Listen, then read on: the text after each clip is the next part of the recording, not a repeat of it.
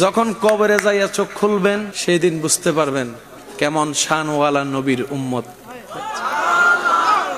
যখন আপনার আত্মীয়রাই চতুর্দিকে অন্ধকার করে দিবে, আলো ঢোকার জায়গা দিবে না, আপনরাই হাত ছেড়ে দিবে, যেতে না চাইলেও জোর করে আপনাকে গোসল কাফন দিয়ে জানাজার মাধ্যমে কবরে দিয়ে আসবে।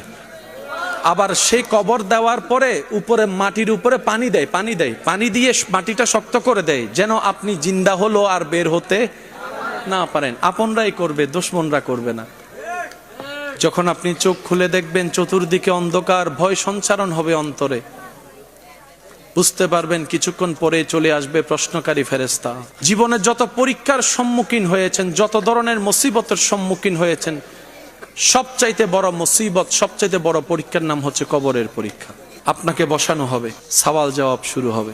এমন সওয়াল করবে যেটার দ্বিতীয় কোনো অপশন নাই। প্রশ্ন যদি তিনটাই করে, উত্তর তিনটাই দিতে হবে। প্রশ্ন যদি একটা করে, একটারই উত্তর দিতে হবে। এখানে কোনো আপনাকে চুজ করার সুযোগ দিবে না, ক নিবেন নাকি খ নিবেন, এক নিবেন না দুই নিবেন। আপনার অন্তর কেঁপে উঠবে, একাকিত্বর ভয় আপনাকে বারবার ভাবাবে। পালাতে চাইলেও আমি পালাতে পারবো না।